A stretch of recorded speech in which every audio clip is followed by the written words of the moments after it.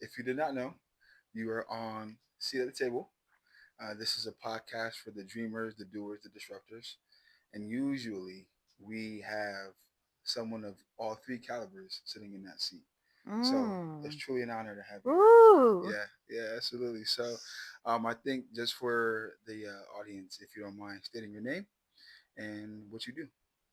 My name is Danielle Wells, aka Coach D. Come on now. I am a fitness, life, and health coach. I am the number one fitness, life, and health coach Ooh. in Long Beach, California, and I'm coming to take over your city I and then the world. like that. I like that. Hmm.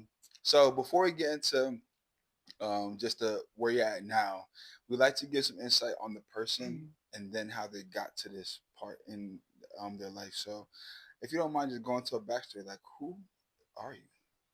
It's a loaded question. Hey, we got time. I feel like whatever you want the people to hear, that's what you should say. That's a loaded question. I'm a motivator. Come on. I'm a mommy. Come on. I'm a leader. Come on. I'm a businesswoman. Yeah. I've turned from somebody who was very self conscious Yeah. to a confident leading boss Come on. that is motivating the community Yeah. and changing and saving lives. Absolutely. That's Coach D. Okay. How did this fierce motivator, leader, mother come to be? Like, where did this start? Give us your backstory. Okay. So this all came from my transformation, but the backstory, how I got to that, the start of my transformation journey, Yeah. I've been through a lot, Okay. like a lot of people have, but um, my story is very painful. It still hurts to this day. I'm still healing. And one thing I've learned is healing, um, it's a nonstop journey. Yeah. I didn't know that Yeah. a while back. Right. I thought you have to go through a healing journey and then you're healed. Mm-hmm. And um, so now I've accepted that every day I Yeah. make a conscious decision to continue to heal. So I came from a very violent childhood. Mm-hmm. Um, Growing up, it was a violent, toxic home. Mm-hmm. I was abused as a child. I went through divorce as a child. I was separated from my siblings as a child. Mm-hmm. Being separated from my siblings hurt me more than anything, even more than the abuse. Mm-hmm. Because when we were abused together and we had each other. Yeah. Being separated from them, that was very hard, and I became very, very lost. Didn't realize it at the time. I didn't know I was lost. Mm-hmm. But through being lost and through wanting my family back, wanting my siblings back, wanting to be loved, wanting to have attention like any child should, Mm-hmm. um, I went out to the world and I took any attention I could get. Yeah. And I didn't find the good in the world. I came upon the bad. I ended up in the streets and I became addicted to meth. Mm-hmm. Went through that drug abuse. I was addicted. I went through the addiction for over 4 years, Mm-hmm. landed in jail Mm-hmm. because of having drugs on me. Mm-hmm. So had the whole experience of being in jail, Mm-hmm. trying to protect myself in that, getting out of jail and trying to, I didn't realize how hard it was Yeah. to get your life back together after being inside. Mm-hmm. So then trying to get things together, that was one small journey of transformation in itself. Mm-hmm. And then as I cleaned my act up with the addiction, um, with still feeling abandoned Mm-hmm. and lost, and I still, there were points I didn't even realize it. I ended up meeting my ex husband Mm-hmm. and went through marriage, and that was a beautiful process. I was living in dreamland because all I wanted was a family. Yeah. All I wanted was that what I didn't have as a child. Mm-hmm. So here I go and I get that back. I get that dream. Mm-hmm. And we were married for 20 years. Mm-hmm. Had two beautiful daughters. I have two beautiful daughters. Yeah. But it ended in a divorce. Yeah. And it came as a shock to me. Mm-hmm. So, like I said, I was living in La La Land, but my husband wasn't. um, Mm-hmm. And it took me time to even realize that. I didn't understand what was going on. So after the divorce, I went through a depression, which just kind of landed me in the same place that I was at, lost and confused, like when I went through my drug addiction. But I swore in jail to myself, and I swore to God. I vowed to God on my knees in jail that I would never touch drugs again.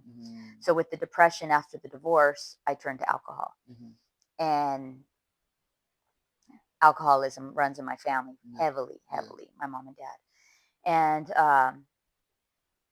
drank, escaped through, going out at night, dating different people, anybody again for attention. Um, Went through that and landed in the hands of my life coach, who gave me my current philosophy now. And I went ahead and I bet it on myself. And I chose to commit to his program, and I turned my life around. And in that, I've continued to grow. Um, and that transformation process has turned me into a beast. Okay, yeah, A beast. yeah, and we're gonna talk about that. So, one, I appreciate you for telling your story. Thank you. I think just having the ability to be so vulnerable Yes. is one of your strong suits, Yeah. as we always say. Yeah. But I like to start there and work it up, because in there somewhere, I feel like this beast that has migrated and transformed to who you are today was still like somewhere in there dormant. Um, I want to talk about peeling back the layers of when you when you were incarcerated, because we know a lot of people who are in these situations. And do you have any like insight for someone that just got out, who is ready to get out? Like, what's the mindset that you got to have prepared to get ready to embark on this new world? You have to make that decision for yourself that you don't want to go back there. If that decision isn't in place, you'll go back. And that's why so many people do. They come out and it's not that bad to some people in there. Yeah. It was bad to me. Yeah. I did not like it. Yeah. The stuff that goes on in there, Yeah. the way people talk to each other, Yeah. the way you don't know when you're getting out. Being lost in the system is a real thing. Yeah. I was lost. Yeah. I didn't know when I would get a phone call. I didn't know even the process of getting out, them saying, "Oh, you're getting out," and then you going from exit cell to exit cell. That's, excuse my language, that shit took a week. Yeah. I'm like, you told me I'm getting out 7 days ago. Yeah. When's it coming? Yeah. I felt lost in the tunnel. I'm ready to go. Yeah. Yes. Yeah. But like I said, it was so bad, my freedom being taken away, that the first night I got on my knees and I prayed to God. Yeah. I said, "You get me out of here. Yeah. I will never touch another drug in my life." Yeah. Shout out to God. Oof. Won't he do it? I kept my word. Yes, you did. Okay, so you get out. What's the first move that you make in order to just keep yourself on the right path? This was a big one, Okay. and it was hard. Okay.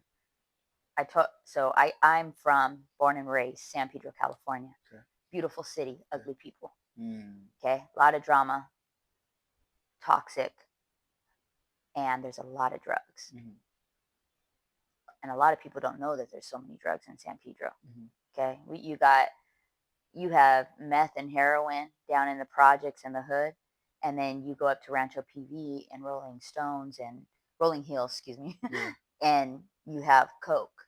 So tons of drugs, ecstasy, all kinds of stuff.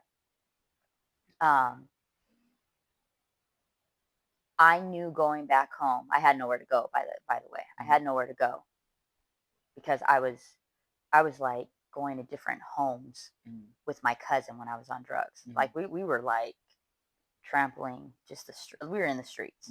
So when my mom came and picked me up from jail, the day that I had no idea I was getting out, I had nowhere to go. And me and my mom don't have a good relationship. And even though she was super sensitive in the car, all I kept thinking in my head is like, where the fuck am I going? Yeah. Where am I going? Yeah. And so she's like, we're going to go. We're going to get you a job.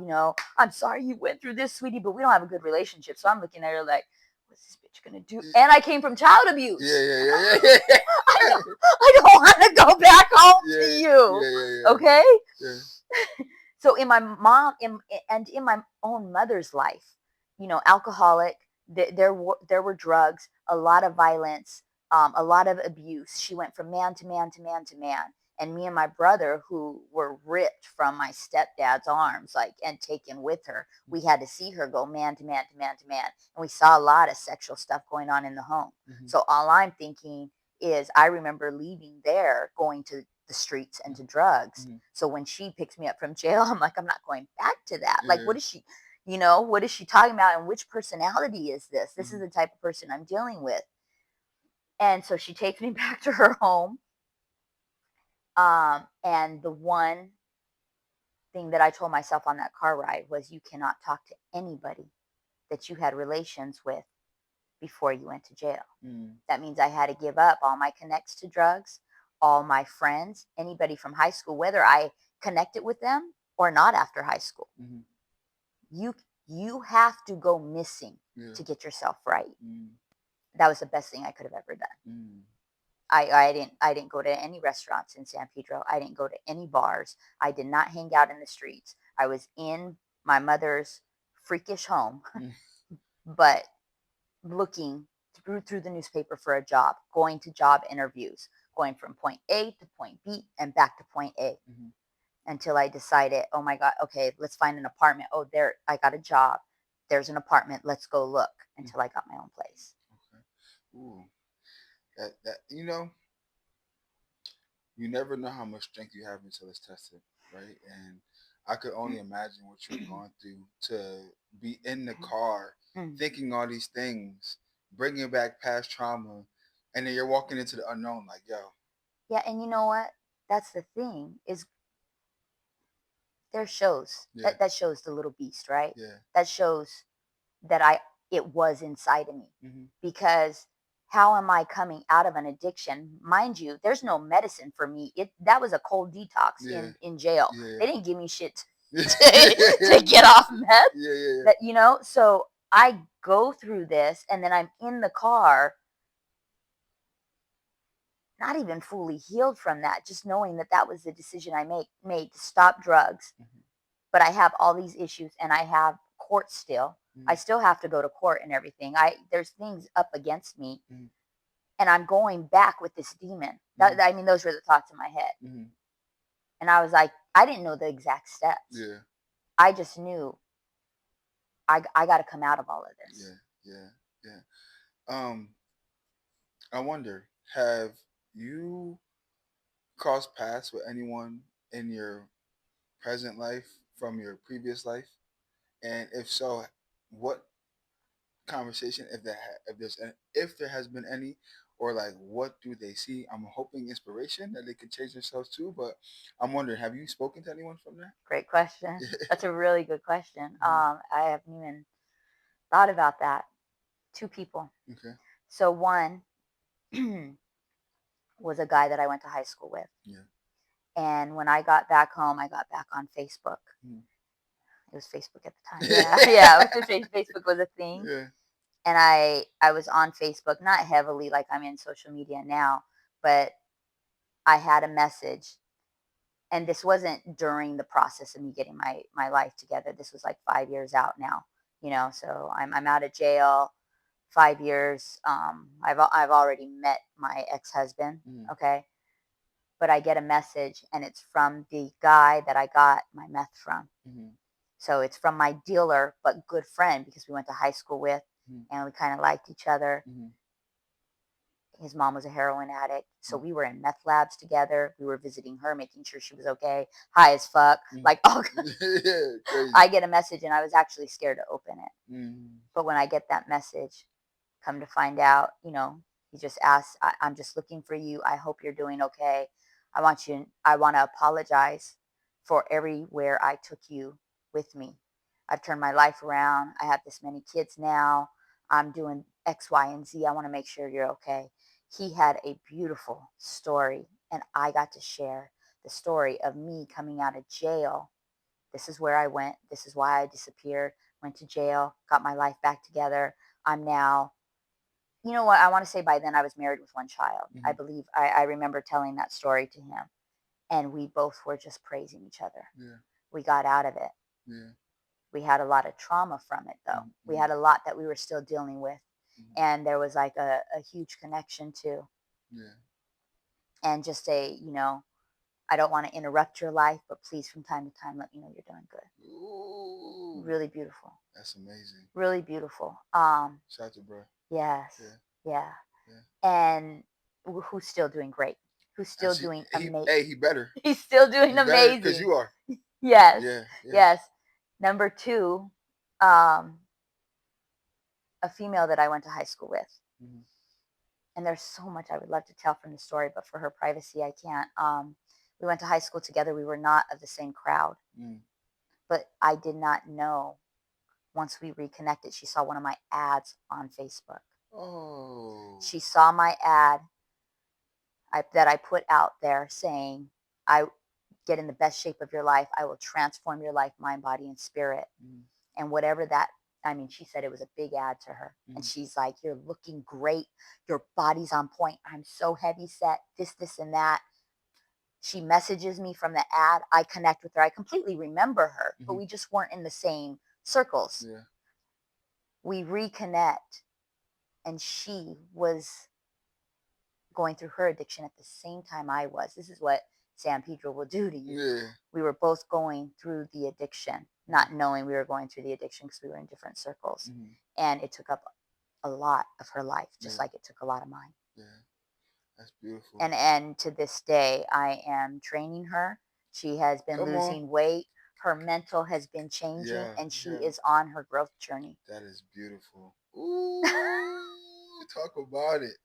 Um, for the ones that you haven't reconnected with, Mm. for the ones who are going through what you went through, what's some words of encouragement that you can leave for anyone going through a dark time right now? That's a hard one. That's a hard one for me because it starts with wanting change, Yeah. wanting different. Hmm.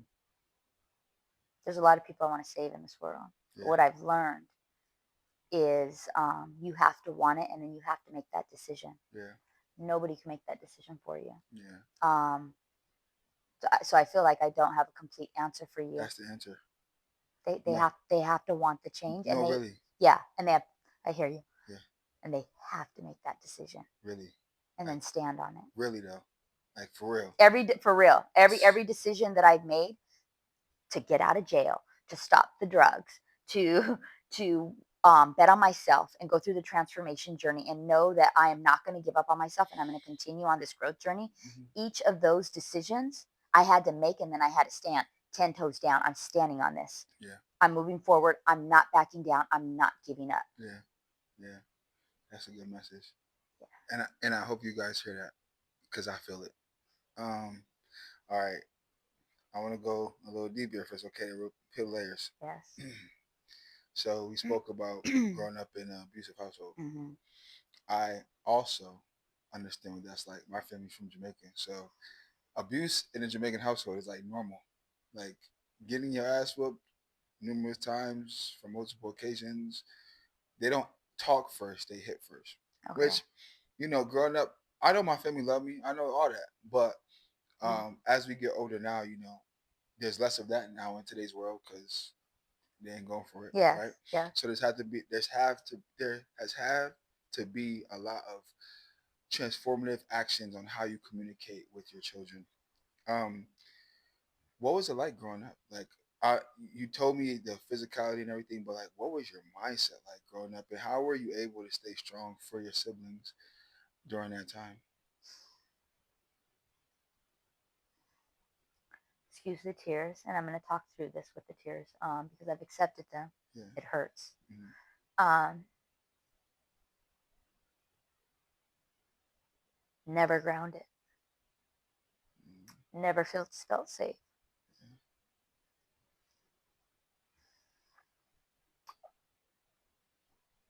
Living in the dark day to day. Yeah.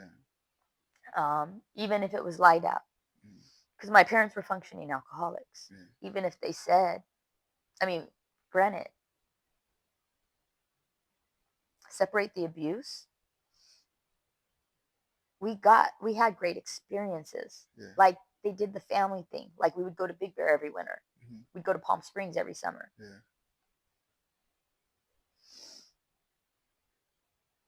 Shoreline Village. That's how I know, Long Beach. Like Long Beach is my home because we were always in Long Beach and going to Shoreline Village. That's a very beautiful day. Mm-hmm. The sun out. But even as kids, even laughing, we knew that there was darkness coming because they're sitting across the dinner table, whether it's outside at an outside restaurant on the patio or whether inside, they're sitting there and we're watching them get drunk. Mm-hmm. We're watching the buzz start. We're watching them laugh and love on each other. And then we're watching the comments come.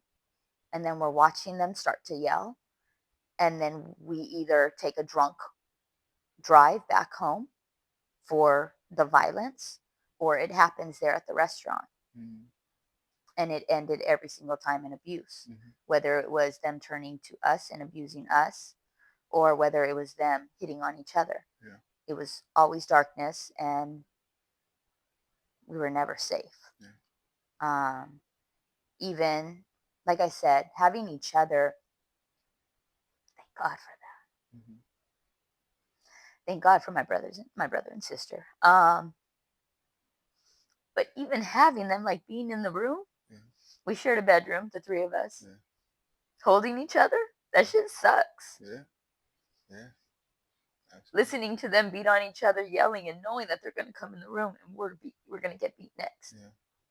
Or knowing that the cops were there, Mm-hmm. or the cops are going to arrive. And it was either every weekend or every other weekend. Mm-hmm. Knowing that that's coming, the only safe haven, there was one.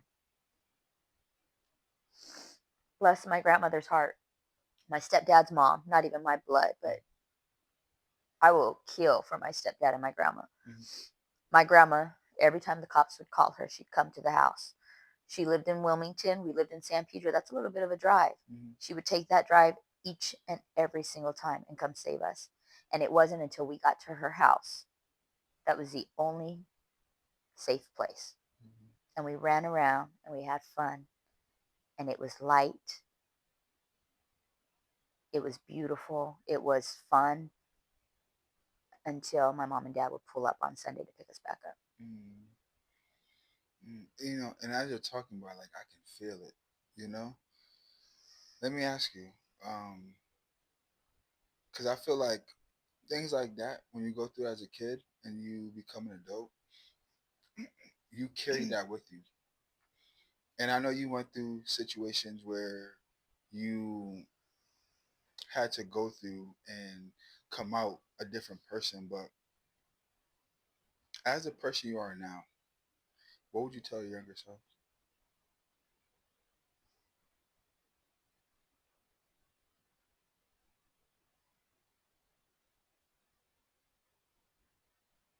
That life doesn't have to be this way. I didn't know at a young age that I could change it. Mm-hmm. And to this day, it's a very hard thing for me. And I work with my life coach on it. But it's a very hard thing to look back in regret. Mm-hmm. And it's not a good place to be. Yeah. You shouldn't live in regret, okay? Mm-hmm. But every time I go up a level in my growth journey, I'm like, why's it gotta be now? Yeah. Like, why couldn't I seen this earlier? Ooh, that'd be the one. Why at 47? Yeah. Why not at 35? Yeah. Why not at 25? Yeah. Why not at 8? I meet 18-year-olds. Yeah. Psh, my girls. We're going to get to them. 18 and 14. Yeah. Yeah. Knowing the way me and their father think. Yeah. And we're nothing like my mom and dad or his mom and dad. Yeah. But knowing that they don't have to live. They don't have to make the decisions that we make. Mm. They have that mindset. Mm. They know that they're in control of their lives. Mm-hmm. And I've met other people who at 18 years old, they're like, the way my parents are living is not it. And I'm not going to live like that. Yeah. I didn't know that at that age. Yeah. Yeah. That's what I would tell myself then. It doesn't have to be this way. Hmm. Hmm. And also too, just going to that from regret, because I be feeling the same. Like I be like, damn, so much things I know now that I wish I would have did differently. And I truly believe like we had to go through that to get the seasoning. Good. Like, would you truly be who you No, are I wouldn't. at I all? wouldn't. You know what I'm And that's saying? why I'm saying Yeah, it's not a good place to be in. yeah, And I'm working on it. yeah, But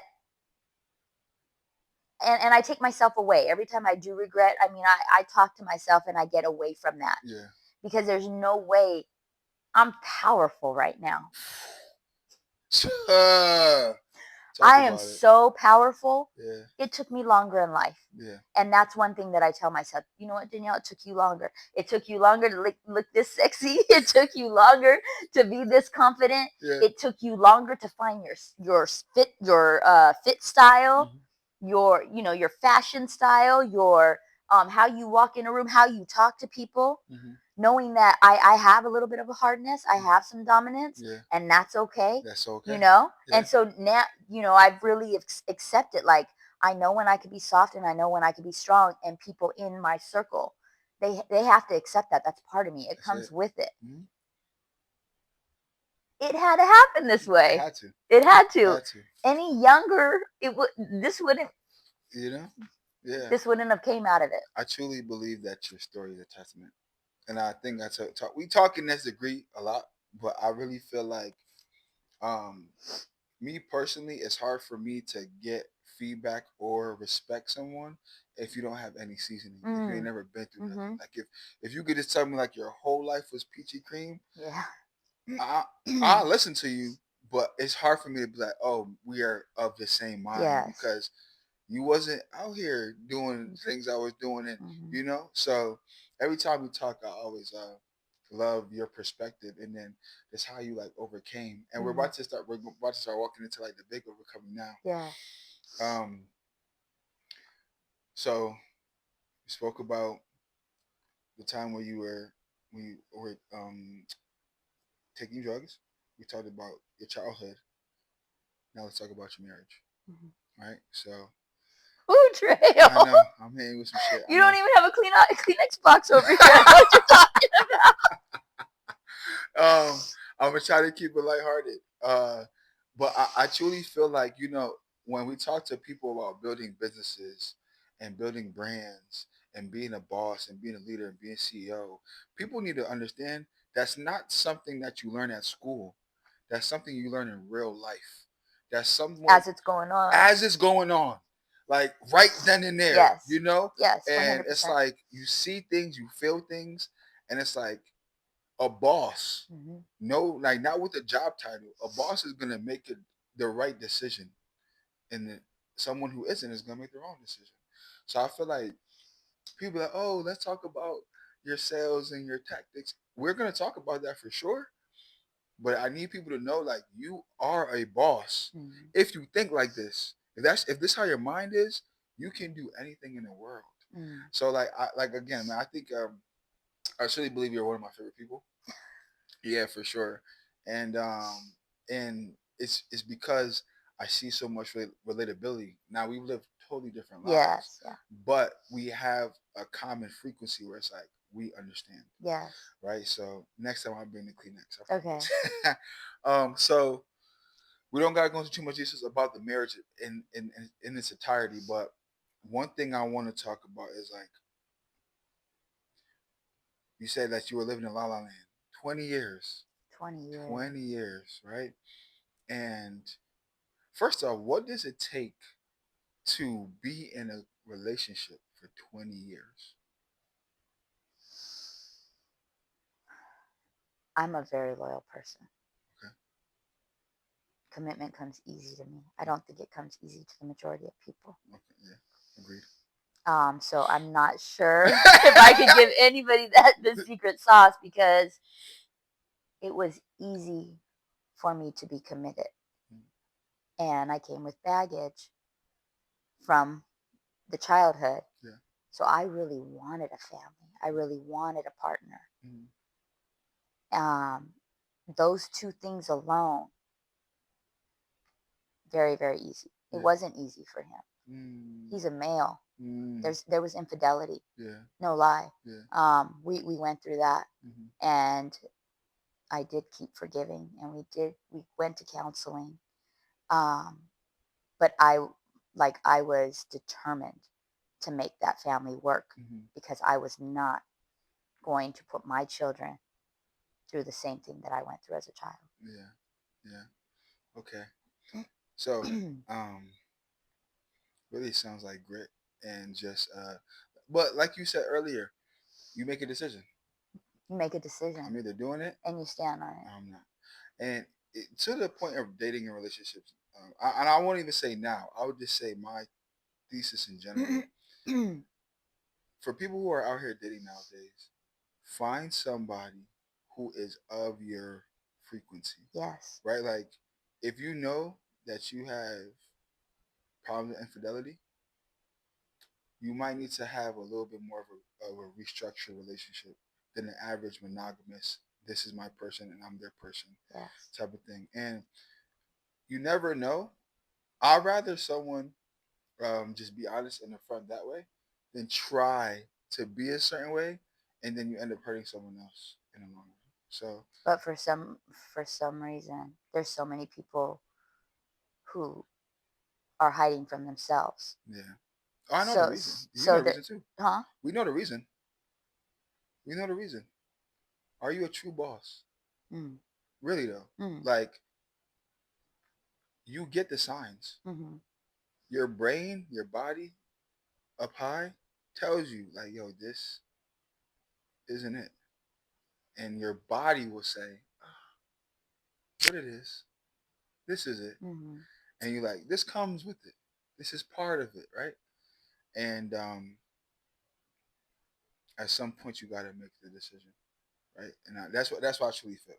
Like, I feel like some people just rather live in fairy tales and social media. Yes. And us would rather be like, yo, no, this is what really is going on. Yeah. So let me commit, no matter how if I hurt or not. Right? Yes. Yeah. That we've been on the same Yeah. agreement with from the get go. Yeah. Like total communication, being truthful with whoever you're dealing with, and that's in business, that's in relationships, that's in everything. Yeah. Everything. And that starts with being truthful with yourself. Yes. Yeah. I really want people, if you get anything from my episodes and talking with folks, is a boss is a mentality, not a title. Again, you can go to school and learn about customer relations and sales and marketing. Those are all tactics and skills that you equip yourself to be a better boss. But being a true boss, running a real business as a true entrepreneur, there are certain conversations you need to have with yourself as a person to be able to admit that you're either ready or not ready for this role. So I think it's, again, really important that we talk on the business, but we talk on the personal more than Yeah. anything. Oh yeah, definitely. Um, I do want to go back to what you just said about the grit. yeah, You know, being in a marriage and having grit, and not a lot of people have it. Yeah. Because when I did come out, a lot of the men I could understand when they're like, "How are you married for 20 years? How do you guys do that?" You know. But the females, I came across so many females that were like, "How'd you do one man for 20 years?" And then I had a female look at me and she said, "Do you realize you had one?" No, she said, "Did you ever cheat? Are you sure you didn't cheat?" She said, "He cheated." And I said, "I never cheated." Yeah. I said, "No, I didn't want that. Like, I really wanted, I'm loyal. Yeah. And I wanted a wholesome marriage, yeah, despite what he did. Yeah. That's what I wanted." Yeah. She said, "Do you realize you had one dick for 20 years?" That's coming from a female. And then I said, "Wow." And then I was like, damn, I'm going back out on this dating scene. How am I going to act? I mean, talking about it, and we'll get right back to it. How has that been? A mess. An absolute mess. Yeah, no. You have to remember that I got married when I was 22 years old. Okay? I had my first child at 28. Dating before my early 20s, we had pagers. There were not cell phones. Okay. Yeah. We had pagers. Yeah. And if I would get a XOXO on there or a 911, I'd run to the house phone Yeah. to call the person. Yeah. And if I page somebody, I'm sitting at the house phone Waiting for him to call me back. Yeah. Okay? It's that like 90s R&B love. Like, okay? So coming out of the marriage at 40 something years old, and there was about a year and a half to 2 years of depression where I wasn't dating, I wasn't going out. And then I started, and that's when I started drinking a lot, but I did start going out and I started dating.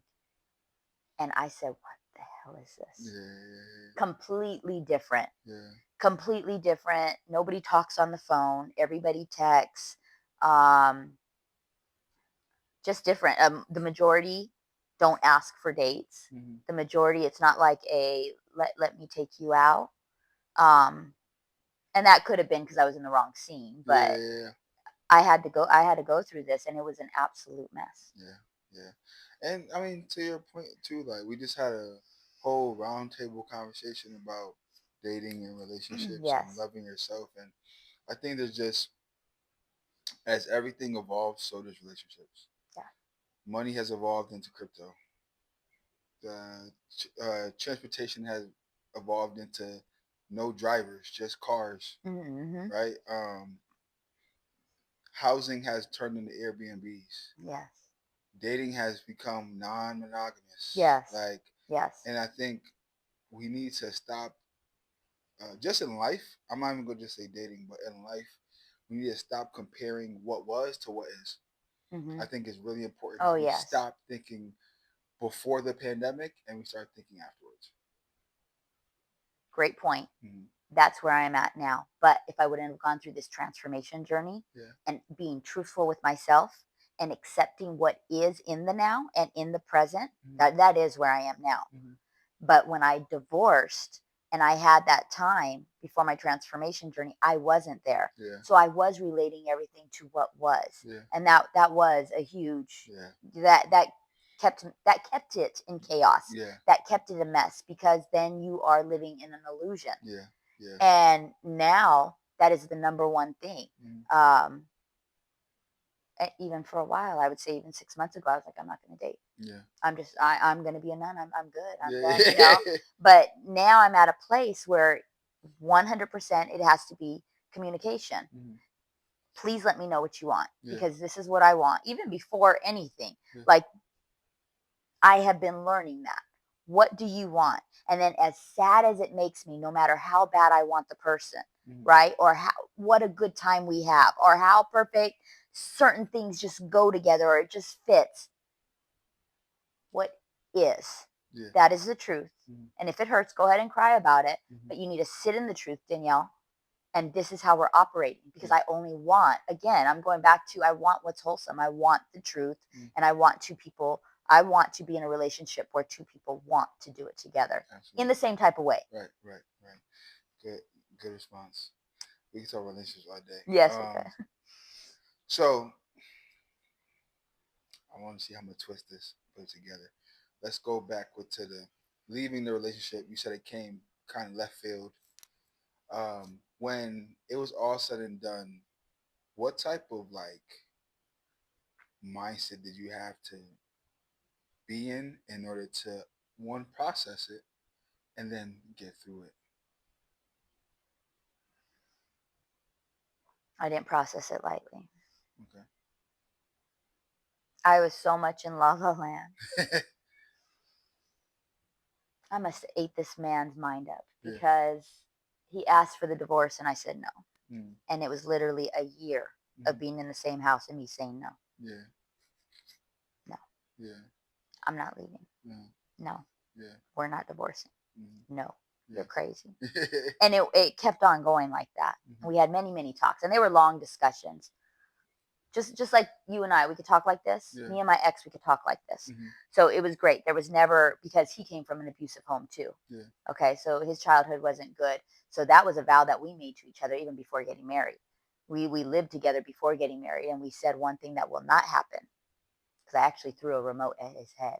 Mm. Okay, and he came back. He said, "You will never throw anything at me again." Mm-hmm. He's like, "I dealt with that when I was a little boy. I will not deal with that as a man. Mm. The next time you hit me, the next time you shout at me, the next time you throw something at me, I'm leaving, and I will never see you again." Mm. He couldn't have taught me a better lesson, Yeah. because all of the abuse and the violence that I learned at home, it stopped right there. Wow. I loved him so much. I loved our relationship so much. It stopped. Again, it goes back to decision. Yeah. It stopped. Yeah. I haven't hit. I haven't thrown anything. I don't. When I get frustrated, I don't act out like that. Mm-hmm. How I used to when I was little. I don't act like that anymore. Mm-hmm. That was just. It was a done deal. It was a wrap. And we raised our children in a very peaceful environment. Yeah. They never once saw us yell at each other. Mm-hmm. We never yelled at each other. Even in a disagreement, we could sit and disagree Mm-hmm. and have that conversation. Well, let me get back to. So you were. What were you saying? When it hit you. Oh, so we would have long discussions, just like me and you go back and forth. We would sit, and I mean, sometimes till 4 a.m, Mm-hmm. and him continuously telling me, "I have made this decision. I want the divorce. We are two different people. We have changed. I'm done." And I would continuously say no and cry, say no, I'm not going. So for a year, we stayed in the same house, me knowing that he wanted to go. So and then one day, from a lot of research, because I was asking him to go to counseling, he just kept saying no. I was willing to pay people to help me work on my marriage. I was watching a bunch of podcasts. I was talking to different pastors, listening to different pastors on marriage. I would present all of these things to him, like, "Oh, let's try this, let's try that, let's try that." Finally, after a year, I think my mind just got exhausted, and I heard something somewhere, social media or a podcast, talking about self-worth. Mm-hmm. And I finally sat with myself and I was like,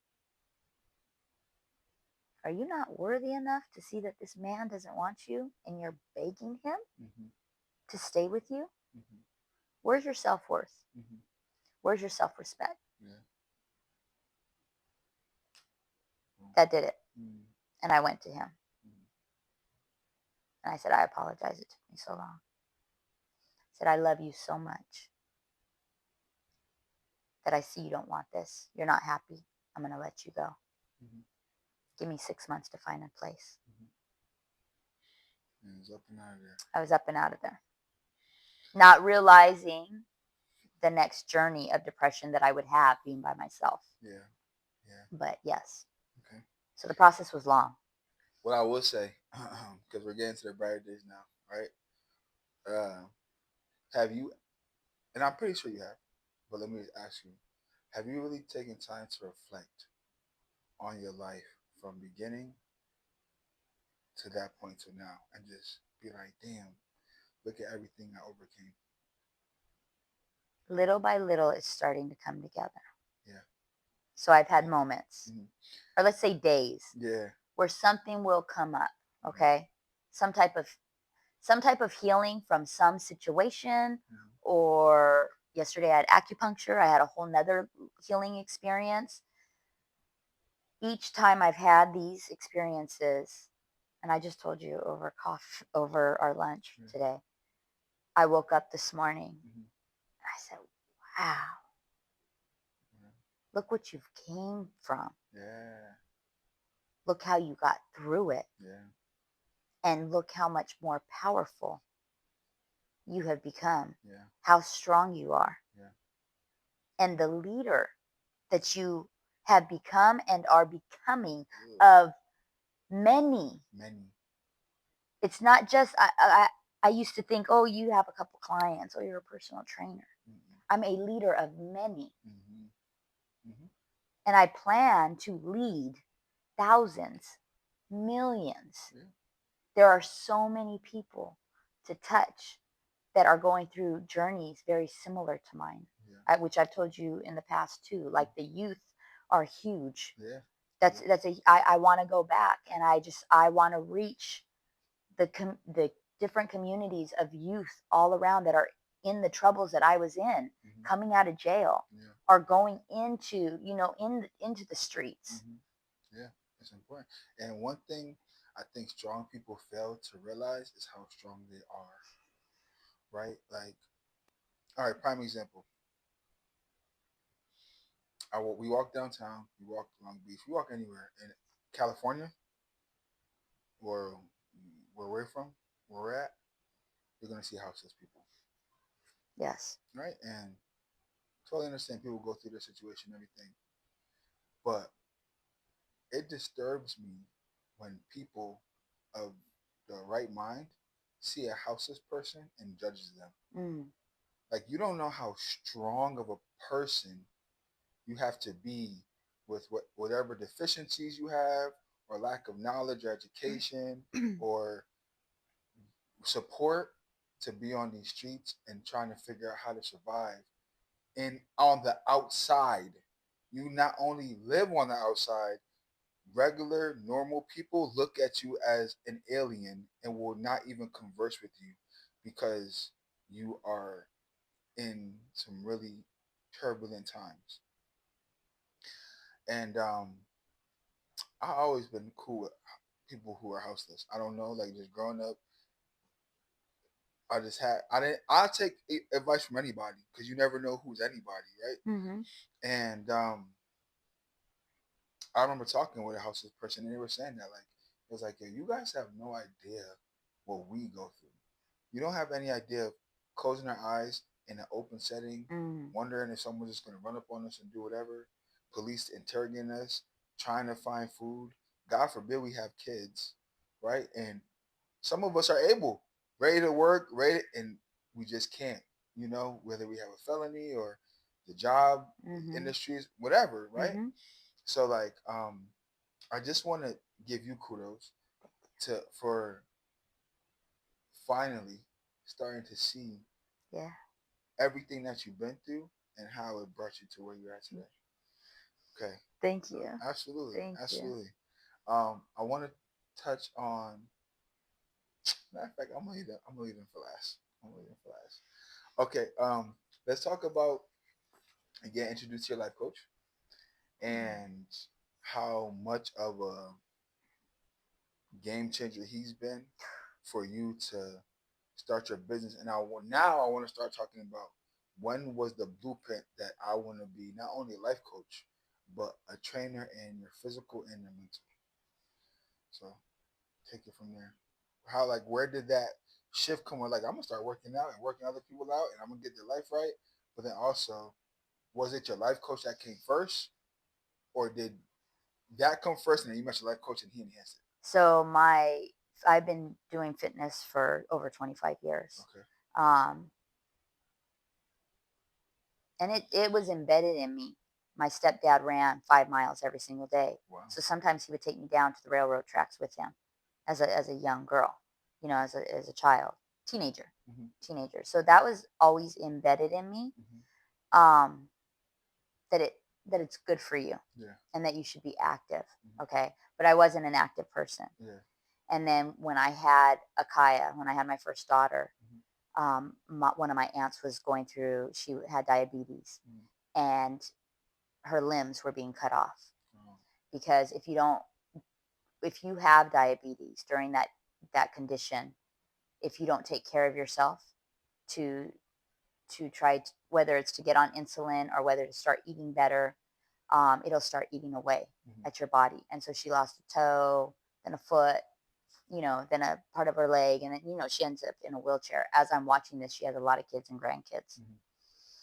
And so, me having Akaya 6 months, the thought that came was, I got to be there for my kids. Yeah. Yeah. And I didn't know anything about diabetes at the time. I didn't know anything about health and being active. I remember my dad always running. And I just thought, I have to be there. I want to see my kids have kids if they choose to. And so with that, I started running. And I didn't have a gym membership. I didn't have money for a gym membership. So I had a jogging stroller and I would take Akaya jogging, and that's how it started. And the more I started running, the more I want it to be more active, and I want it to be more fit. And I don't know, little by little, I just wanted to start taking care of my health. And so I started Googling things. I started looking on YouTube.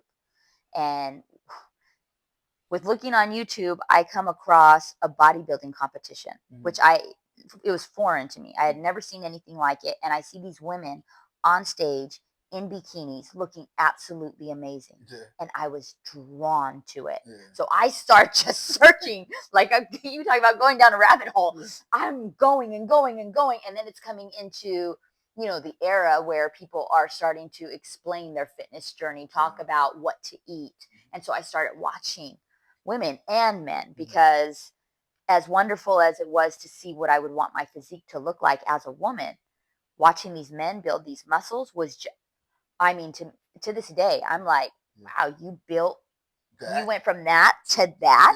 That is possible. Like, sculpting your body is a real thing. That's why when I tell people, when I advertise and when I say I could shape your body, I literally can shape your body. You don't have hips, let me show you how. You don't have a booty, your booty's like sagging, come here. Let me show. Like, I literally know how to do that. I did it to myself because I watched all of these. I didn't go to school for none of it. I watched, I researched, I read. Arnold Schwarzenegger became like the biggest God to me, reading his books and watching stuff on him, watching his story. So I was just intrigued with it. And so as I was married and raising my children, I became very fit. And then I have an addictive personality. So just like the drugs, I was like, I want to do a bodybuilding show. So then I started doing bodybuilding competitions. So I did those as a mom of two young girls, running a family. So when I met my life coach, this was after the divorce, and I was not in a good place. This, I was drinking, I was going out a lot, I was escaping my life because I did not want to be in that new little apartment by myself. If my kids weren't with me, I was out, trying not to think about it. So when we connected, us first getting started, he had to learn. Our first couple calls was him learning about me. What do you do for a living? How old are your daughters? What's your bedroom look like? What's your house look like? What do you want in life? Why do you go out? Why are you drinking? What happened with the divorce? Why are you blaming him? And I 100% blamed him to the fullest. Like it was nasty. It was I would never talk bad about him to my girls, but there was a cloud that I put, like, because of him, we don't have our family, you guys. Bad. Awful. Until my coach started giving me, and that's, as a life coach, that's what you do. You're not necessarily telling people, do this switch. You're actually saying, well, what if you took how you're thinking about it and use this perspective? Just went to the other side. Yeah. What if you looked at it like this? Why are you blaming him? And he would say, so you had no part in this? And I'm like, no. He kicked me out of the house. What are you talking about? Very defensive. Like, why are you asking me these questions, right? Little by little, each call, a little bit more, a little bit more. One day I just broke down. And I'm like, you're right. It's not his fault. Oh my God, look where I had him. Look where I took him. I pushed him to do this.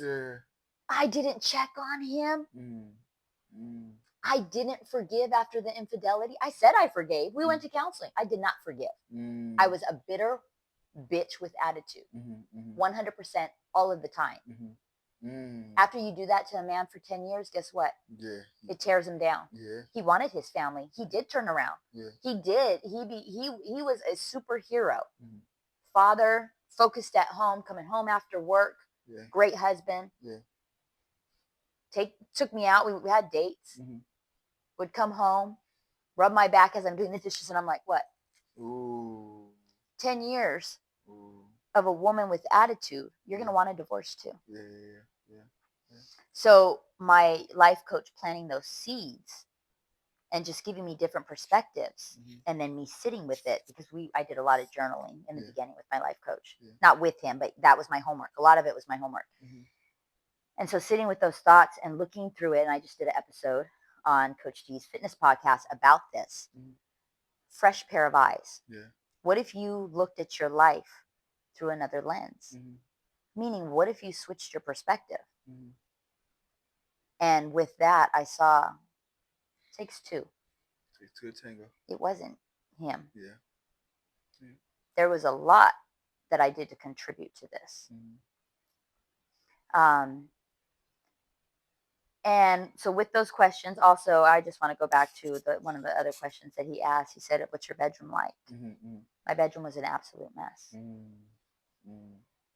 And when you're a life coach or a fitness coach, you have to start asking your clients those tough questions, because if they can't get their body together, if they're not building their business, there's a reason. Mhm. You Mhm. can't build something when your foundation is sloppy. Yeah. Yeah. Yeah. My mind was a mess, Yeah. Yeah. and my room showed it. Yeah. So one of my first projects was to clean my room. Mhm. And I had before and afters. Like, Yeah. he had me take pictures Yeah. of the piles, Mhm. and then this clean, bright room that just brought me, like, when I sit in my room now, that's my peace. That's my safe haven. Yeah. Like, you can really tell your energy definitely shifts when you have a messy room to when you have a clean room. Yes. Oh, Like, yeah. And night it and day. still gets like that from time to time. You know Yeah. what I mean? Yeah. Yeah. And so and I'll notice it. I'll notice if things are out of place, and right there I stop and I'm like, where's my mind at? Yeah. Why is this Ooh. oh, Ooh. why is this Ooh. why is this here? Yeah. What's in here? Ooh. I Oh, never did that. you got to ask yourself. Oh. That's Oh. what I do now. Okay. So if Okay. I see a pile coming Yeah. into place, Yeah. or a clutter that's been there for a minute, or all of a sudden there's 2, 3 things. Okay, wait, what did I do? This was created in the past 2 weeks, or Yeah. the past week, whatever it took Yeah. to get there. Yeah. And then I say, what have I been doing in the past couple weeks? Where has my mind been for it to get there? Yeah. And so then I'm like, I haven't been home a lot, which Mm. means I haven't been taking care of home. Mm. Okay, which also isn't good. Yeah. Because in order to grow anything in life, you have to make sure that, and that was one thing, foolish me, that my ex-husband was actually doing while we were in the home, and that we like disagreed about. Like, he'd be getting ready to take us to Disneyland. We had Disneyland passes as a family. And he's like, and I'm like, come on, let's go. Like, the car's packed. And he's like, there's still dishes in the sink. Come on. Like, why? Yeah. Get the girls in there, get the dishes done. No. And Yeah. Yeah. unfortunately, Yeah. I didn't see it then. Yeah. But then, as my life coach taught me, he's like, you work first, then you play. Mhm. You take care of home, and then you build. Yeah. Yeah. If your home is not taken care of, you're not going to build anything. Absolutely. Absolutely. Shout to. Ooh. And you tell me so much stories about this man. I can't wait to shake his hand Yeah. and give him kudos. I'm also, you got me reading his book. Yes. So reading his book right now. I'm on chapter 1 because we want to bring that to the group. Yes. So shout out to Anthony G. Manaya, and the book is Above the Illusion. Yeah. And a lot of people, the majority, are living in illusion. Yeah. And that's what he pulled me out of. That's why I was in La La Land in my marriage, because I was that little girl. I wanted the family that was broken up when I was young. I wanted the peaceful home that I didn't have. I was holding on to something and not paying attention to my husband's needs, because I was living in an illusion, a fairy tale. Yeah. I was creating things. Yeah. Yeah. And that's why when you and I sit or text or voice message anything about the truth, that is so important to me. Yeah. Yeah. Because the majority don't sit with the truth. Yeah. Yeah. Nah, for real. Okay. And so Anthony pulled me out, and then now going into the fitness part, Yeah. after I did a few projects like that, like with my bedroom, there were other things, very, very, very, you would think, gosh, that as an exercise. Yeah. Yeah. Yeah. Yeah. Okay. Yeah. That as an exercise. First book he gave me, The Slight Edge. Okay. Oh, and I know you have that book, The Slight Edge. Yeah. It says in that book, it's so simple to do that it's so simple not to do. These things that successful people do are so simple that it's so simple not to do, and the majority ignore it. Okay. Well, before you continue, there's one thing I always say is that we always say, "Oh, this person." I don't think people use this word too often now. Extraordinary, like that person's so extravagant or so amazing. They're extraordinary. Yes. Take the two words and take them apart. Mm, They're doing the ordinary thing very extra, right? So you're just extraordinary. Extraordinary. Anyone The can be that. mundane, That's the it. ordinary, That's the it. normal. The normal. The majority of people don't want to do that. Right. Right. And that's all you have to They do. end up becoming bored. Mm-hmm. But you have to become very particular in being bored, in doing the mundane. I didn't want to leave the house this morning. Yeah. I didn't want to do the dishes before leaving the house this morning. Yeah. And I was about to walk out, and I'm like, and I went over there and I washed them real quick before boot camp. Yeah. Gotta get it done. You got to get it done. Yeah, absolutely. That will spill in to other stuff. For sure. Go back to fitness. Yeah.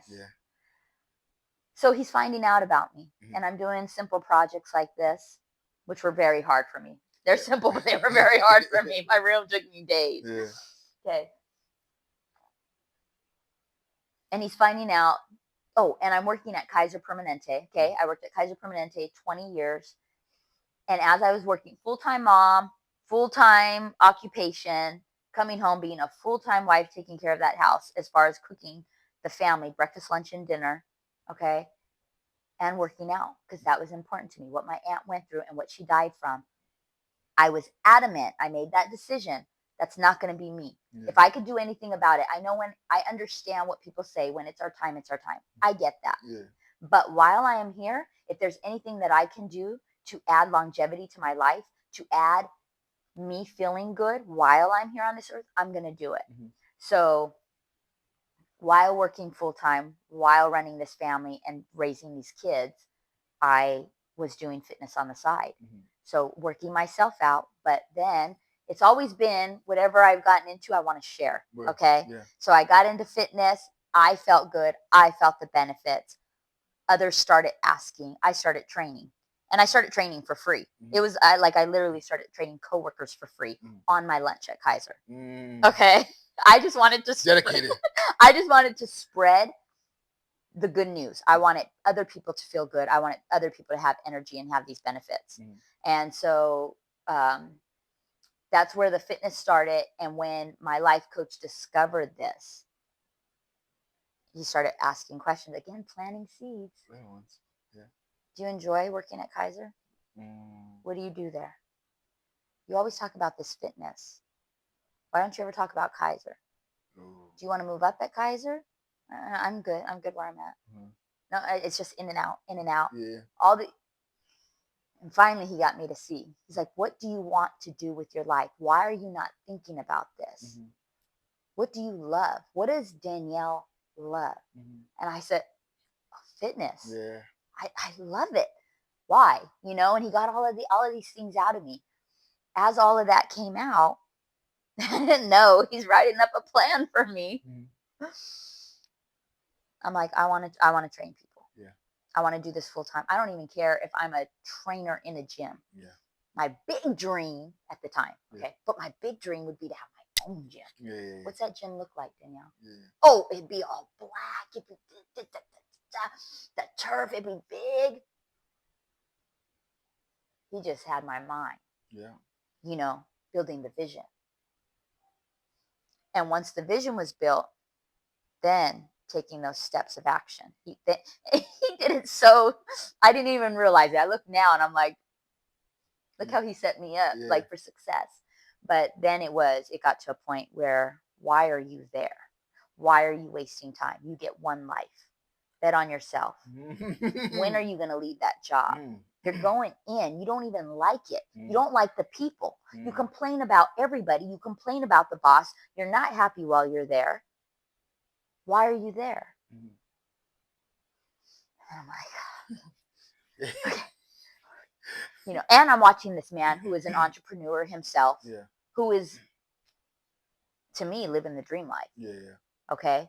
His outdoor view in Florida, It's crazy. crazy beautiful. Okay.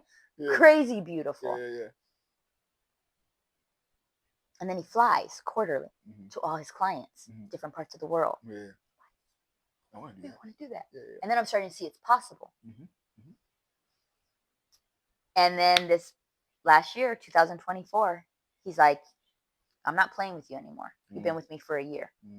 If you're signing on for another year, we're making moves. And his podcast is All Moves. Okay. That's what his podcast is called. Anthony Minaya All Moves podcast. So we wrote down the goals for 2024. And on there,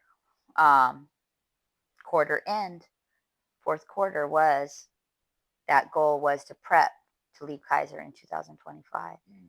And I gave my 30-day notice on January 1st, 2025, and I left in February. I've been on the grind ever since. Ooh, ooh. Okay, so. Oh, I'm sorry. And then you asked, so that was fitness coaching. Yeah. And as the life coaching came out of, and that's why when people are like, do you have to have certain credentials for certain things? Mm-hmm. Do you have to, did you go to school for this? Did you do that? You know, asking me or others. You don't have to. Mm-hmm.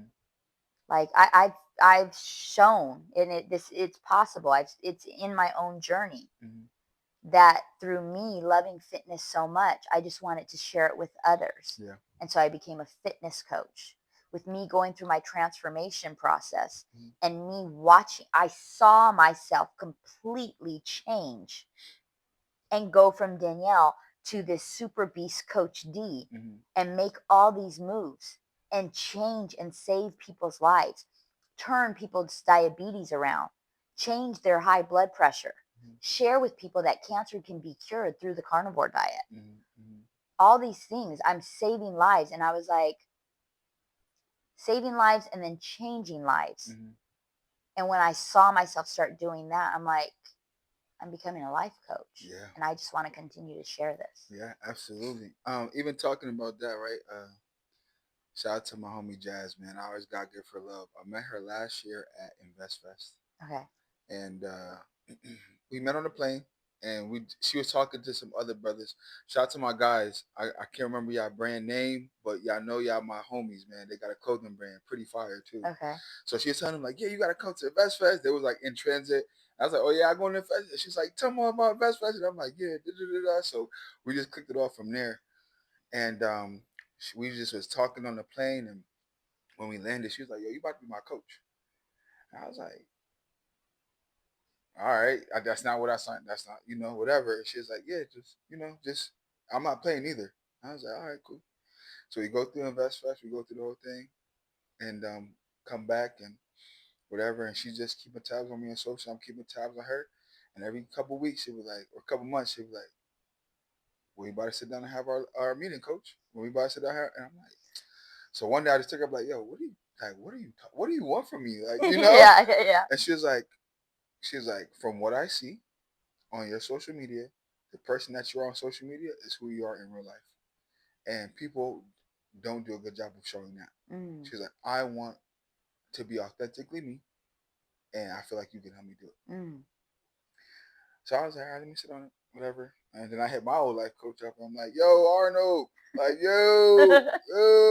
what's like, I got someone asking me to life coach, bro. Like, I need some books and some remedies. Like, come on. And I think a lot of people think like you have to figure out, like you have to have a process and a program. Yeah. And there's no program that my life coach follows. Like, this is the program, and each of you client 1, 2, 3, 4, 5 are going to get this program. Yeah. No, because you have to get to know the person. And the crazy part is, that, but the people trying to come in expect something. Yes. And it's like, if you can't give them something, it's hard for them to even buy in. It's like, no, like I can't give you the remedy because I don't know what your symptoms are. Like, it's impossible. Right? So anywho, he gives me the books. I read up on them. And I'm like, yo, Jazz, let's just have some meetings and we'll go from there. And, I'm not going to charge you like let's just talk. And I was able to I was reading the books, and then I just got super focused. Like I'm getting ready for these calls. I'm like, all right, I gotta know about this. I gotta know about that. And you know how I get ready for calls now. That's how I was doing for her. I was like, oh, I could really do this. And I was like, but I'm not, but that's not gonna be my thing. Like that's gonna be an additive to my Mm-hmm. clients. Like we're gonna focus on your branding and your business, and you're just gonna get life coaching in there because that's what you need, Mm-hmm. but you don't know that. And that's kind of it's interesting to hear your story of how you kind of embarked on it from the fitness side, Yes. and then now, and even some of the y'all see you guys will see some of the testimonials from some of her clients, but you can tell that they're getting more than just fitness from you. Yeah. They're getting a whole outside perspective on life. And when I started noticing Yeah. that the majority of people Mm-hmm. need life coaching, I went through my transformation process, and I'm still doing fitness coaching, right? And Yeah. personal training. Yeah. And some things weren't clicking for some of my clients. Yeah. Yeah. And I'm thinking, why can't they get this together? Yeah. Or, and as I'm going through my journey, Yeah. I'm like, they can't get it together Yeah. because they're not together over here. Yeah. Whether it be their house, whether it be their relationships, whether it be their mindset, Mm-hmm. you have to have life coaching to get your body together. Yeah. Yeah. The majority of people can't get this in tune because this shit ain't right. And I would also like to add in that also applies to business. Yes, It applies to everything. everything. If your life, Everything. if your life Yes. is not in order, You nothing else will. And that's why our group is so important because we do focus primarily on founders and business owners. But we'll talk about your business, but is your life in check? Yes. Because if that, we can't do anything with you. And you'll see that. Yeah. You'll see people running businesses. And that was one of the first things my life coach talked about. You'll come across successful people, Danielle. Don't let them fool you. He's like, I've been in rooms with hundreds, thousands, and they all got a suit on. Mm-hmm. But what's that suit look like? Yeah. Are you popping out at the belly? Ooh. Is your shit not tailored right? Ooh. What's on their plate? Ooh. How are they talking out their mouth? Ooh. He's like, you'll be able to tell if their business is sloppy. They're usually sloppy in appearance too. Absolutely. Can I so can you tell the audience what kind of experience would they get if they were inquiring about your services? A very intimate, detailed, one-to-one, and we're going deep. It's depth. Yeah. There's depth in it. I always start off soft, Mm-hmm.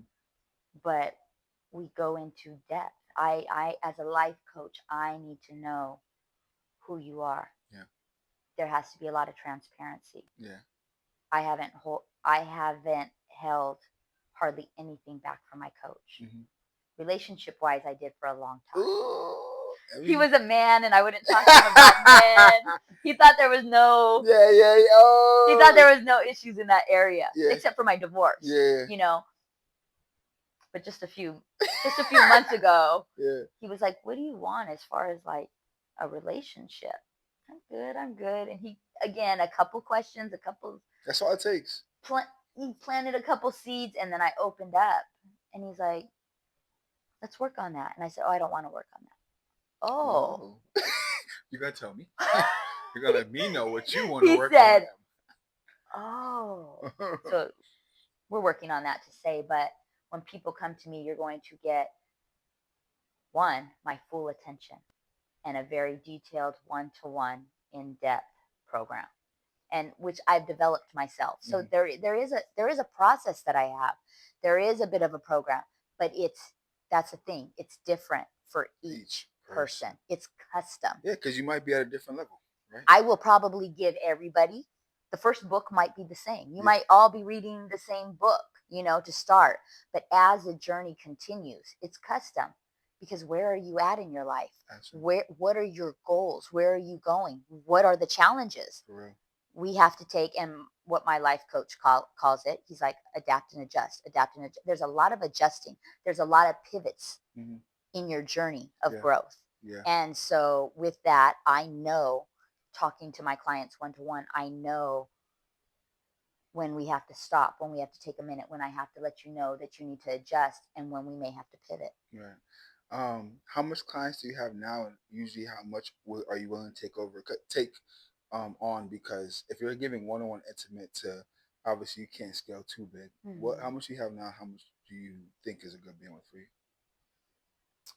I have life coaching clients. I have a lot of personal training clients. Okay. Life coaching, I have 5. Okay. Um, I couldn't see myself taking on more than 10. Okay. And I that might be I might be At 10, we might have to get some help. I might be stretching it. Okay. Okay. So got a little wager. All right. I can guarantee that we will find you a client from this episode. The only deal is if someone reports and says, "Hey, I listened to this podcast and I want to inquire about your services," you got to give them a little bit of a deal. You got it. Done. Trail for you and your leadership to Coach D. You got it. Listen, y'all heard that. So tap in. Okay. The cherry on top. I want to talk about. I'm the cherry on top. That is true. I want to talk about your daughters. Woo! Bring it. Yeah. You're gonna bring tears to my eyes again. Yeah. But in a beautiful way. Yeah. I wanna. Trail, where'd you come up with all these questions? Honestly, Whew. just having conversations for years, I'll be having the questions to ask here in case someone can't hold dialogue. Okay. But I'm really aiming to just have open conversation where I don't gotta look at my iPad and kind of get my notes together. It's like, nah, tell me something, and from what you said, I should be able to grab something to lead to where I'm trying to go. And one, we just have a really dope relationship, so I feel like I already know you off of this. And two, I just know how important your journey has been to you, and I feel like if your everyone's journey should be the most important thing to them. But imagine someone hearing it and be like, damn, she's just like me. She's younger. She's older. She's a mother. She was married. Whatever. There's someone out there that's like, yo, Coach D, I need that person in my life. So I just want to ask the questions that I know people would want to see and hear. So now when they see you, they be like, yo, listen to the podcast. Or oh my gosh, I heard you talk about such and such. And that's it. So, with your daughters, like, I know those are the joys of your life, right? It's crazy. On the way to boot camp, I saw a text message where they're homesick, and you're like, I can't wait to pick you guys up. Yes. Right. So, talk about how much of an impact your daughters make on you to be the woman that shows up for everyone else outside.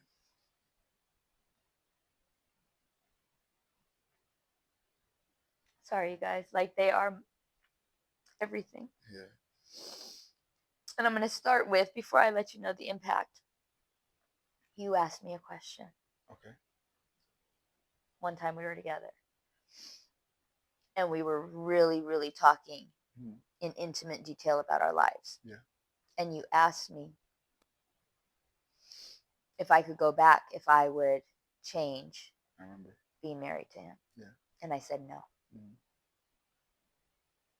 Hell to the no without having those girls in my life. Yeah. It didn't work out. I believe it was meant to be this way. Those girls, God gave me. Those girls God gave me that responsibility, not just to help them with their journey, where they're going, what they're going to do in the world, but to save me. There's a lot of different moments in my life. What would have I done with the infidelity if I didn't have a Kaya at that time? How would have I dealt with it? How would have I dealt with the divorce without them? they bring me strength. Yeah. They impact my life every day. Mm-hmm. Knowing that my actions leave a heavy footprint Mm-hmm. on how they're going to act and the choices they're going to make, I've decided to become a better person. Yeah. Ooh. And one thing that I do want to point out, I'm not a parent, but you don't have to be a perfect parent. No. You have to be a present parent, Yes. right? And I feel like that's one thing that I always get from you. And anybody, if you're in my group or if you're my family, if you're my circle, you're a parent, you're a really damn good one. And I always see that they're always present for their kids, Yeah. So right? I call myself a 24/7 parent Yeah, because there's so many parents in this world. So like you said, presence is the most thing. 100%. And so I refer to myself, and this is only because as we were going through the divorce, there was times he was unavailable, yeah, and he still has, my ex is going through his own journey, yeah, whatever that might be, right? mm, And so, but we've had discussions where he's had to change the way he's doing stuff in order to be emotionally present for the girls, yeah, yeah, okay? Which can be difficult. Men and women are just different, yeah, right? So yeah. imagine having two daughters. Ooh, yeah, I can't imagine as a man, yeah. okay? I can't imagine how difficult that can be. Mm-hmm. And but in the beginning, me being bitter, I was like, well, I'm the Yeah. 24/7 parent. Yeah, yeah, yeah. But there's a lot more that goes into that. Like, meaning, if they call, I'm available. Mm-hmm. I don't care what I'm doing. I don't Mm-hmm. care if I'm on a date. I don't care if I'm running my business. I don't care if I'm about to lead a conference with thousands of people in it. Mm-hmm. I'm going to answer. Yeah, I'm going to be there. yeah. Um, when they're at their dad's, we split them 50-50. But Mm-hmm. when they're at their dad's, I'm always available. Mm-hmm. Now, as they've gotten older, I've had to put boundaries on that. Mommy's running a business, this, and that. But they're highly respectful. So Yeah, they know now, yeah, yeah. but they also know Mm-hmm. that they could count on me. They, and that is going to help them in life. There's not going to be, I had that abandonment issue that I have to deal with Yeah, coming from where I came from. yeah. They don't have that. Can you talk about your presence? You told me the story about when you brought them to Chamber of Commerce Yes. event, and they just saw how you and that was like a really. Please share that story. So I went to the Latina Chamber of Commerce event about 2-3 months ago. They had a big event in Ontario, Mm-hmm. and I was invited, from a client invited me, Mm-hmm. and I got to bring my daughters. Mm-hmm. She said, I know you don't have a plus one. Would you like to bring your daughters? So grateful. Yeah. And my girls are crazy, but we raised them and they're very bougie, so they love dressing up. So they got in their ball gowns Yeah, and yeah. we went. But so many moments of me turning back to them Mm-hmm. and they're watching me. They're watching me network. They're watching my conversations. They're watching my client praise me for the work that I've done in her life. Um, they're listening to people tell them how much they love. Do you know what your mother's done? Mm-hmm. And then being there, and so on, so their dad is black.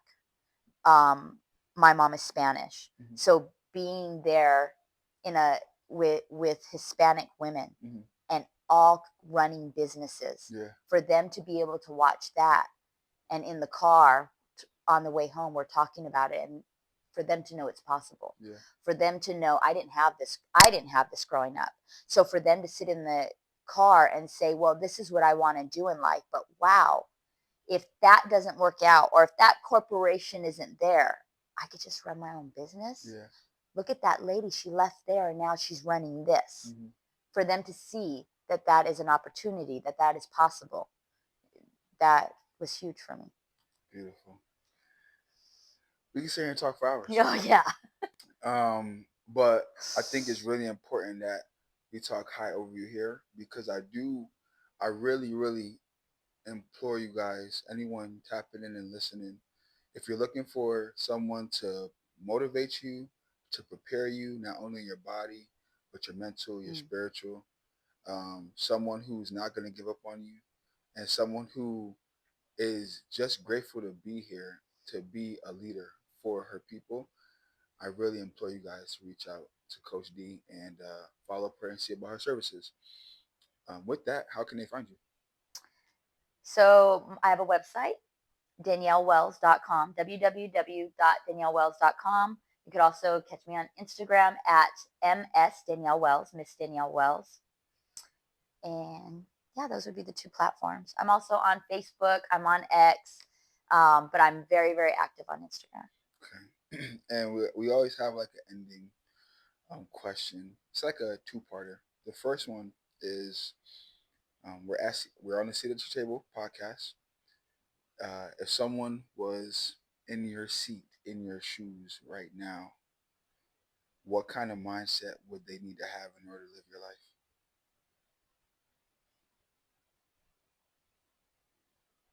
That there's no giving up, No. there's no turning back.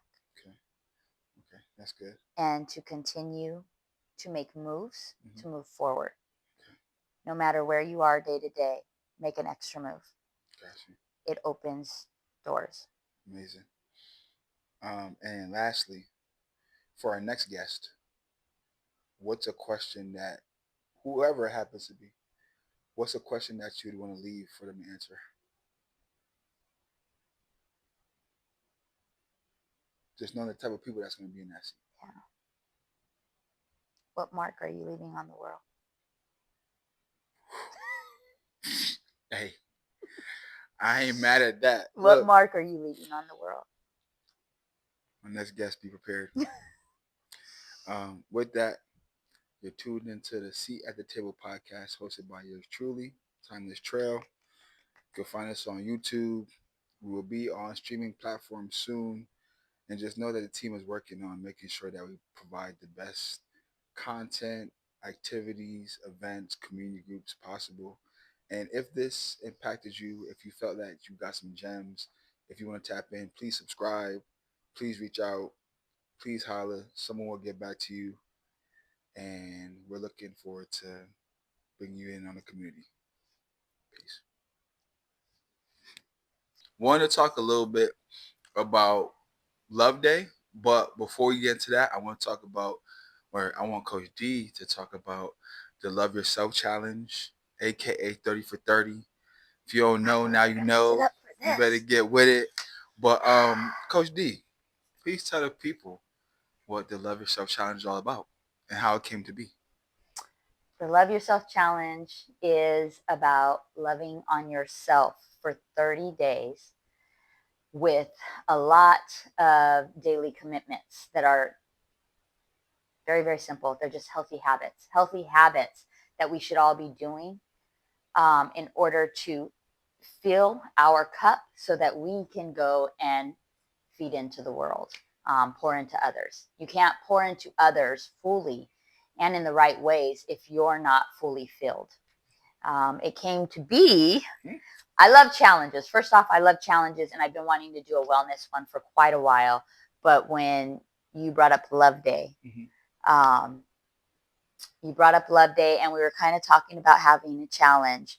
And then I just thought, how beautiful would that be for everybody to be on a challenge prior to, right? I think this part we came up together to do a challenge and get in the best shape ever, mind, body, and spirit, best shape ever, and then enter Love Day in like your best self. You're walking into this event because this event is going to be amazing, right? And you're walking in to this amazing event as your best self. Absolutely. Like feeling phenomenal. And through my transformation journey, all the healthy habits, and they started off slow.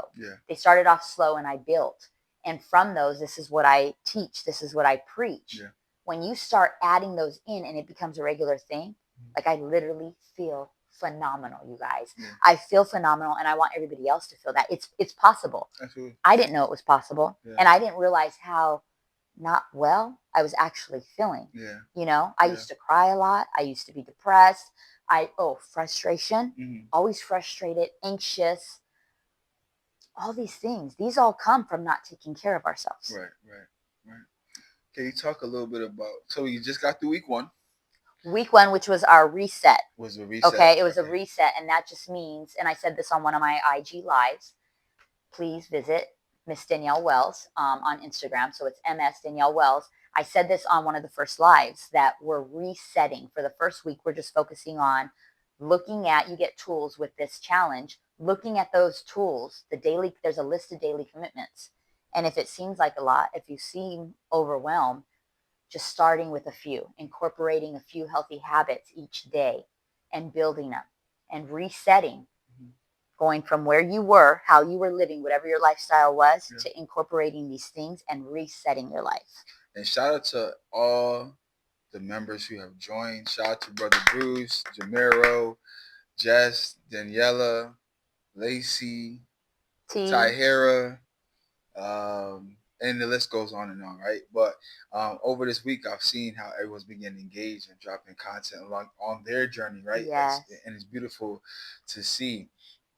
Besides for people walking into Love Day feeling and smelling and thinking of themselves in the best way, form, and fashion, what is the overall message and purpose of this challenge? To you again, when we pour into ourselves, we pour into others. Yeah. And one of our biggest goals Yeah. is to feed into the communities. Absolutely. Okay. Yeah. And so I want us, if we are feeling our best and we're operating at an ultimate level, imagine how we're going to serve our communities. Absolutely. Imagine the changes we're going to be able to make. Yeah, 1,000%. So if you guys haven't, man, please tap into the Love Yourself Challenge. We're heading into week 2, and it's just getting warmed up, y'all. There's still time. There's still availability. Just tap in with myself or Coach D, and we'll get you started, get you enrolled, or any community member, anyone that you see posted, tap in with them, and they'll point you in the right direction. Talking about community real quick, I wanted to ask for your feedback as you are an integral and very important factor in the group that we're building right now. Can you tell a little bit about the group itself from your perspective and what you've gotten from it so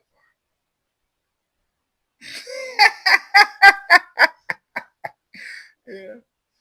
You want to ask that one more time in detail? So everyone joins community groups. Yes. Everyone joins mentorships or whatever title you want to give it.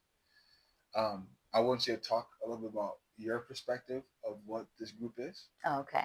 And then what have you taken from it, or what have you received from it so far? Okay. Well, and thank you for inviting me to it. Okay. So when I first came in, I joined. One, I was grateful that you asked because I had just quit Kaiser. So I quit my corporate job of 20 years, and I decided to bet on myself, building my business and building it not really prepared on what all the steps are. Yeah.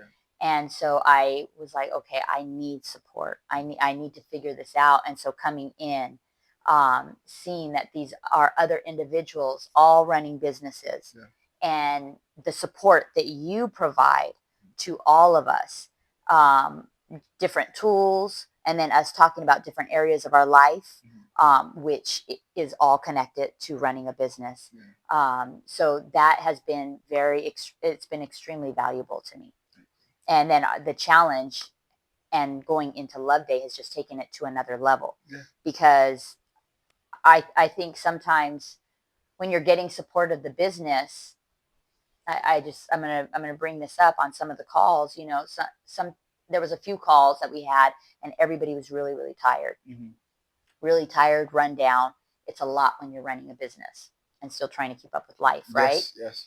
And so I noticed that, and so now adding this challenge and helping others to understand, and trust me, it's not just for them, because me doing the challenge with everybody, it has just upped everything a notch. When you are on it and when you're taking care of yourself, your business starts being taken care of in a different way.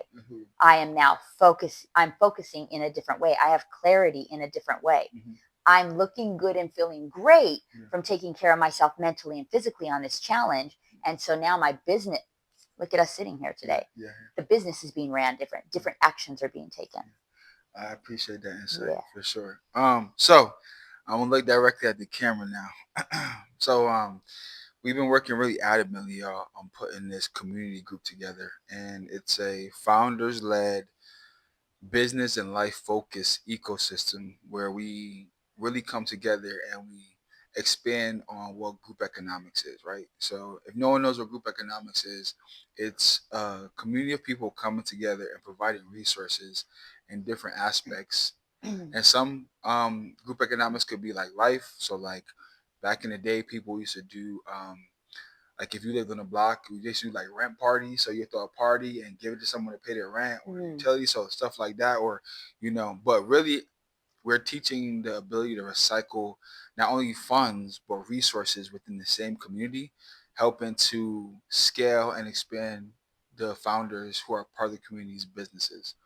Um, we pretty much took three different business entities and put it under one umbrella. So we have the media company, which is Rejuv-Nation.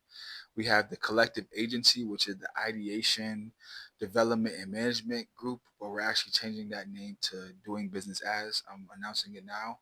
And then we have the nonprofit arm, the collective group, which we provide resources for the underserved communities and anyone that's looking to grow and learn. So with all three of those dynamics, we've developed these group of individuals who are founders, business owners, CEOs, entrepreneurs that come together and we learn about expanding our business.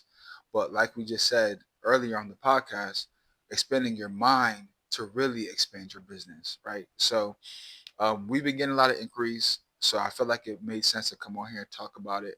So if anyone's interested in joining a community group of that nature, they're looking to collaborate with like-minded people, looking to be a team player in certain aspects, and then also looking at strategies and lessons to grow your business, please reach out and inquire. We would love to have you. And content for Love Day is dropping.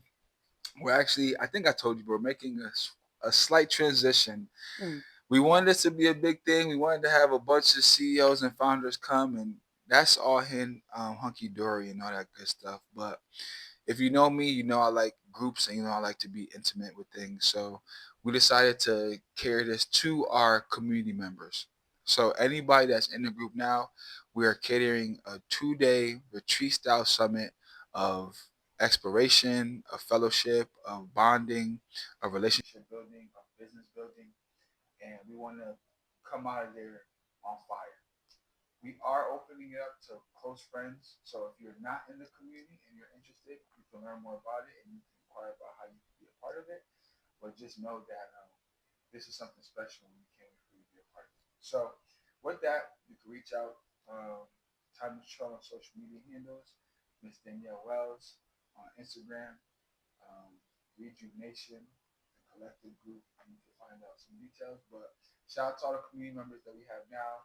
We appreciate your support so much and looking forward to see where this goes. Anything else? I think you got it covered. Yeah. Yeah. All